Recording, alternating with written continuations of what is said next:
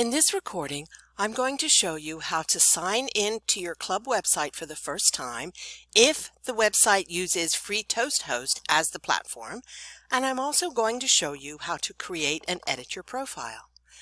We're going to have a little bit of additional information here and there, the first one being the Meet Our Members section.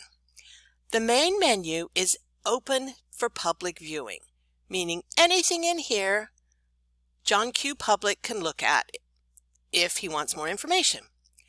The Meet Our Members section, I like to look at that if I'm thinking about joining another club. When I was area director, I would look at it before going on a club visit to get a feel for how many members are in the club and to find out a little bit more information about them. Now, I assure you, Greater Gadsden Speakers has more than 3 members, but these are the only 3 who have decided to make their profiles public. As you can see, each one is an officer. If they were not an officer and they were only a regular member, then instead of the officer role, it would say member. Now, let me assure you, this is not like Wikipedia. John Q. Public cannot decide he doesn't like Peggy's information and he wants to change it. No, this is just so people can get an idea of who is in the club and a little bit about them. Now we're going to look at logging in for the first time. 2 important pieces here. You must be added to the website already by the website administrator. That typically is 1 or 2 or 3 of your officers. And you also have to have opted in to receiving emails.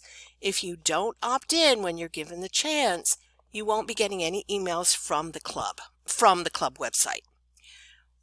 Also, this information is different from logging into Toastmasters International. If you are a regular user of TI website, you're in Pathways, you're working through Pathways, that is great, but you still have to create your own login information and profile on your club website. You can log in either by typing your name, or you can also log in with your email address, whatever email address is associated with your name in the club website. Once you do that, now it's time for the password. I was really frustrated the first time I tried to log in to one of my club websites. I was looking for create a password, first time user, new sign-on, didn't find it anywhere. After I was sufficiently annoyed, I decided, let me keep reading. And look, it tells me exactly what I need to know. If this is your first time logging in, select your name and then click Authenticate and log in. If when you put in your email address or your name and it does not pop up, check with one of your club officers. You could really start with the president or the secretary to make sure they entered your name and they spelled it correctly. I'm going to enter my password. And since I have a lot of passwords, I want to make sure I've entered the right Toastmaster password for this account. As with many sites, I can click on the I and it will show me my password. Now we are at the members only section. You have to be signed in as a member to access any of this information. We are going to focus on our profile. Basic information. These first 2 boxes come unchecked because it is giving permission to edit your profile and to make your profile public. We do not want to do that without your permission. Probably this is not really used a lot, allowing admin to edit your profile. Perhaps admin realizes that I actually am in a 3rd path and that I probably had just forgot to enter it, and so they will enter it for me out of the goodness of their heart. And here, your email address is required. Phone number, that is up to you. Your email address and phone number, if the phone number is entered, are going to show up on the private member directory, and I'm going to talk about that in a minute. Anything with an asterisk is required. I also put in my Toastmasters ID.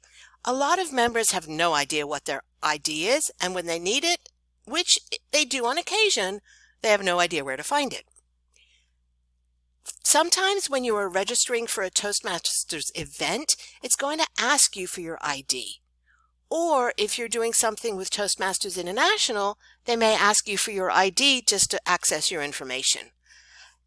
If you know you've entered it into your profile, you can just log into the website and pull it up.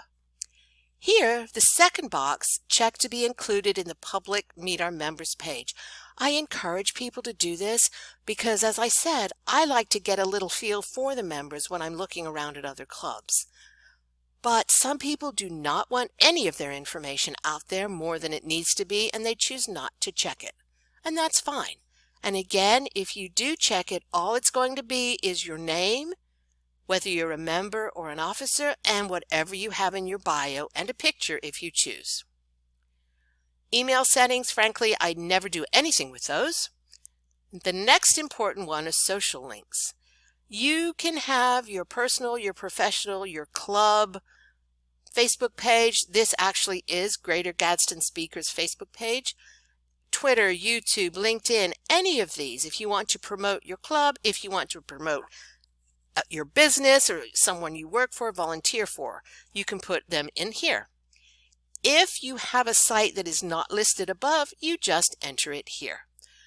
And if you do that and save it, what happens is it's going to show up your icons here. Betsy, as you can see, has 3. If we click on these, it's going to take you directly to whatever page or information she has set up. Lastly is the member bio. This bio can be related to Toastmasters, why you joined, how long you've been a member, how many clubs, officer roles you have. It can be personal. It can also be professional. It's whatever you want to be within a certain number of characters. You can also, of course, upload your photo. Now, the all-important save button. If you do not save it, of course, this is all gone. You have to start from scratch. You can also save it after each tab's filled out, but for our purposes, I'm just doing it at the end. Once you save successfully, it's going to tell you here. I recently had updated some information, saved it, and I didn't get this. And I thought, shoot, where did I make a mistake? I went back to each of the things I had worked on, found my error and fixed it. Then I saved it and all was good because I got this happy success information updated. And you close your window. Lastly, I'm going to talk about the private member directory. I'm not going to show it to you because it is private. In it, it has people's bio, again, whether they're an officer, whether they're a member. It also has their email address, and if they've entered a phone number, that's also in there.